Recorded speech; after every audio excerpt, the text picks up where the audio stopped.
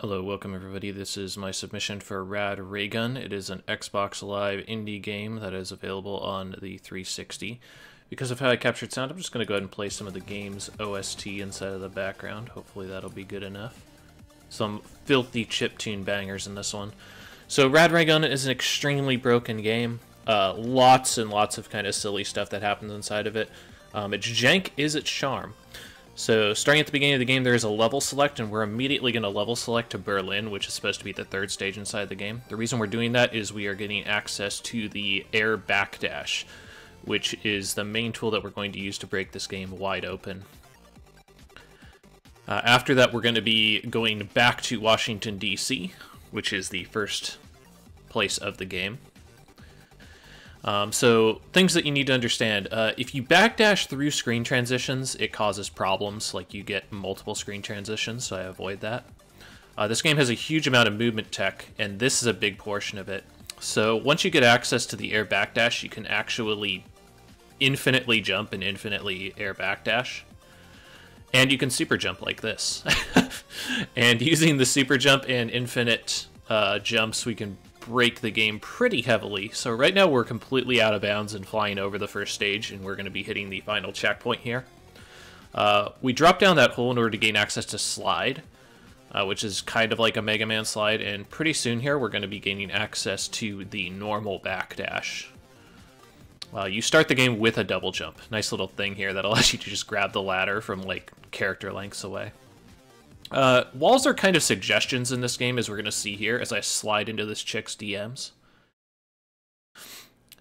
So that's a basic manipulation. Once she decides to use her whip, you can slide underneath her, and once you hit her, she gets in a stun lock pattern. That allows you to finish her off. We then go to Iraq, Afghanistan.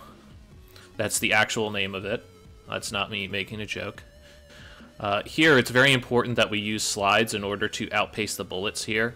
Because we don't have any armor power-ups at this point, everything does at least 33% of our health, so it's important that we kind of outpace damage here. You'll notice I'm sliding around a lot. You can actually buffer the slide and chain it together to be able to move very, very quickly, similar to like a Mega Man 3. You can also chain sliding with backdashing, but most of the time I'm just going to do sliding.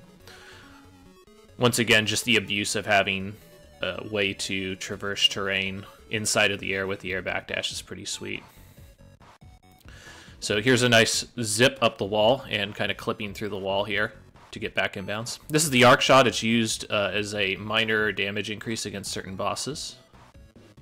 So as you can see, this game moves very, very quickly. But yeah, the basic principle is we're just using that crazy air backdash to be able to break this game wide open, and taking advantage of the game's really faulty collision at times. Minor optimization here: when you slide off the cliff, you can get a little bit of speed.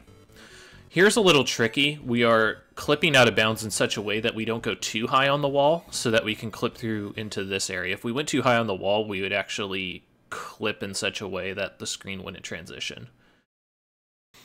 Nice little zips here to get out of bounds. Here we use the backdash, which you can also cancel by pressing down, just like the ground slide. That's because you can't really slide when you're inside walls. Here we're going to pick up a armor increase. That armor increase is going to both refill our life, but also allow us to take more hits, which is going to be kind of important. I used to get 2 armor upgrades, but I only get 1 now. So the reason that this is such a high estimate compared to PB and like world records of this game is this boss and one other boss. So this boss is super random. You can only deal damage to him when he's in this upright form, and it doesn't seem like there's any particular way to force him into this form, so he could literally be in this form for like minutes. So that's why the estimate's kind of high. I get a pretty good pattern here, so I'm able to kind of mash him down and get on to the next section here. We're moving on to Berlin now. This game's filled with like 80s pop culture and kind of a love letter to the 80s in general. Also, pretty obviously a love letter to the Game Boy and the Game Boy Mega Mans.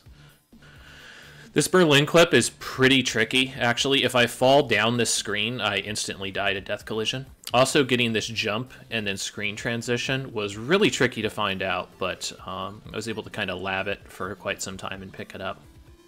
Little detour there to get a damage upgrade. We're now currently at 2 of those damage upgrades and 1 armor upgrade.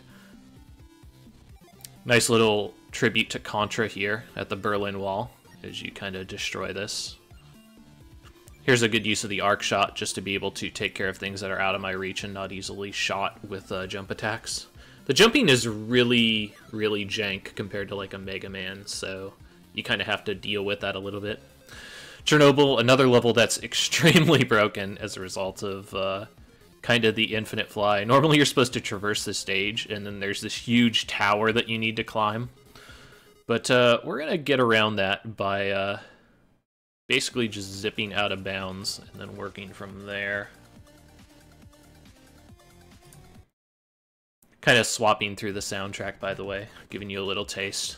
The music is fantastic for this game, by the way, and I think it's a super sweet speedrun, especially for the length of it. So here we're flying through the air, and it's important to note that I can't just constantly go upward, because if I constantly go up there, then, as I mentioned, sometimes you won't transition the screen, and then the game will become non-interactive at that point. Like, you have to kind of play by the game's rules. Another kind of interesting thing about this tower, if you try to climb it too quickly, you can hit death collision at the very top. This is another point of major RNG in the run. This boss has to do his fire dash before you can kill him. If he doesn't, then he just constantly regenerates and becomes invincible. Luckily, he gives me a fire dash early. However, he doesn't give me a great pattern after this, and I believe in this particular attempt, he manages to get off a regen move, so you'll get to see that.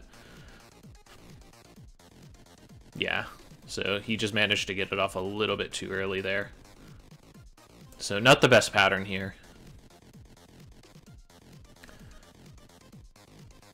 Yeah, we're just kind of glancing over the fact that I'm just flying and ignoring walls entirely. It's fine.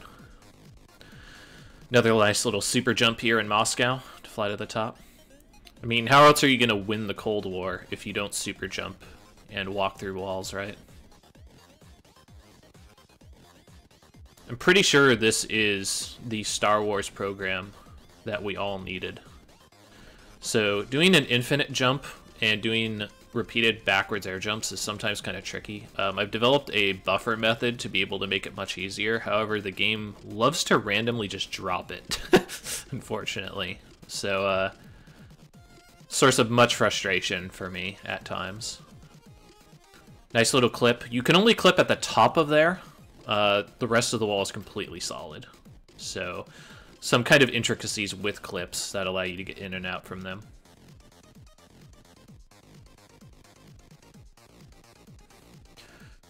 So because I've gained an armor upgrade, I'm not in too much trouble from any of these attacks. Getting that first armor upgrade is really the biggest thing. So another sweet little super jump. This is a clip that I could easily take out for consistency's sake because this one is kind of rough and a little random. But I'll try to work it out over time. So here, you kind of get out of bounds and get high enough. If I were to go too high right here, I would hit death collision. But I need to get very high on the screen and get a backdash because that's the only way I can kind of clip into the next area. So kind of a dangerous part of this clip, to say the least. There's also a couple other places during this out of bounds where I need to be at specific heights in order to either make the screen transition or to clip into the next screen because of an invisible wall. Hardest one is definitely that first one, though. That one's kind of tricky as well, because oftentimes you can become in a place on the screen where the screen doesn't transition. It's a nice little clip to get back in bounds. This is the end of the game, by the way. There is a way that you can zip to the top of that ladder, but I've been kind of messing around with it, and this is just a more consistent way for getting prepped for the submissions here. So, final boss of the game is also pretty RNG heavy for the second phase. First phase is pretty easy. You just beat down on this communist teddy bear. But if this guy decides to fly like this, he can just constantly do dive attacks and be a real nuisance. And that can cost quite a bit of time as well. I got a pretty decent pattern there, so that's okay. Normally you can clip out the side to the right and then mash shoot, but I haven't figured out that clip yet. However, using the arc shot and mashing it out is actually pretty fast as well. And I mean, that's Rad Raygun in a nutshell. Really, really short game, really charming. I probably wouldn't focus as much on the technical aspects of this just because of how goofy and silly this game is. But there's a lot happening inside this game from a technical standpoint. Nothing bad at all ever happened for the next 30 years. Just remember that. Just nothing happened between 1980 and 2010. But yeah. Good old Rad Raygun saves the day. Nice little place that we can do this. I'm putting this at a 15-minute estimate just because you can take some rather, like, kind of crummy deaths at places.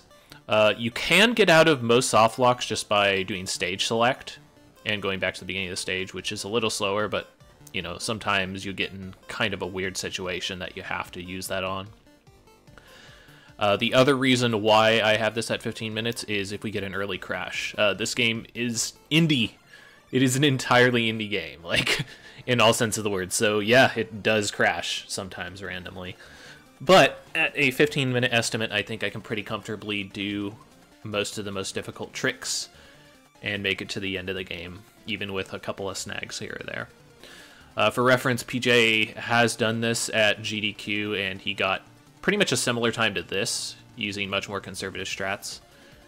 And that's just a result of, you know, being much more practiced in the game. I kind of boot camped this game in order for this event because it's something I've been wanting to get to for quite some time now.